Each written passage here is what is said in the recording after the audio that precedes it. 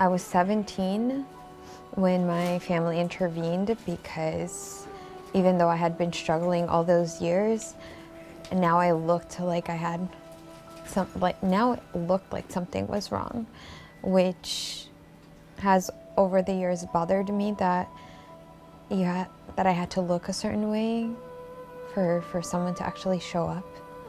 People actually struggle with feeling ashamed and embarrassed to get treatment, or insurance not allowing treatment because they don't fit some sort of criteria. My family takes me to an eating disorder unit. I get dropped off and I'm there for almost 4 weeks to put on the weight till insurance says, oh, she's fine now, she can go home.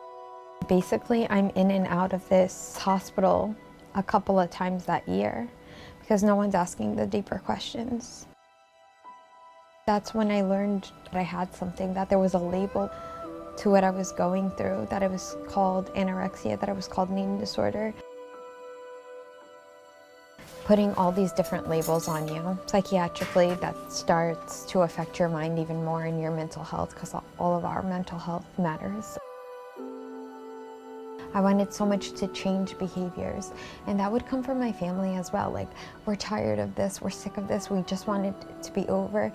And there was always already such lack of compassion inside me that hurt a lot more, because I heard that inside of myself already. Why stuff? Why can't you just eat normally? Why do you force yourself to exercise? Why are you counting calories? And the only way that I can break this crazy exercise thing that's going on now, and I'm eating like a bird too, is if I stop eating again completely. This is Thanksgiving week, 2014. But did I want to live that way? No. But there was no way out.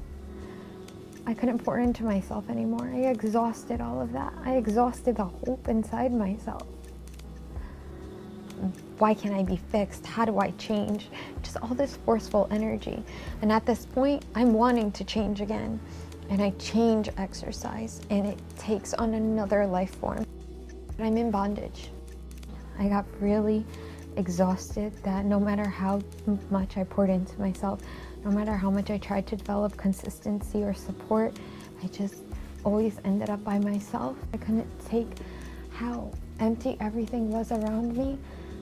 There was no point in envisioning anything because I didn't feel myself. I couldn't feel life, and there's always just all of these walls. I can't get my needs met, and I just felt like no one could help me.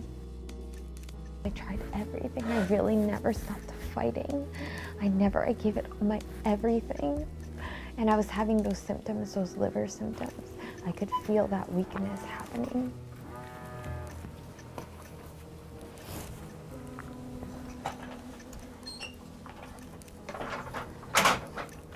And when I end up at Mount Sinai, I'm out of it for a few days, and I wake up intubated, the breathing tube down my throat,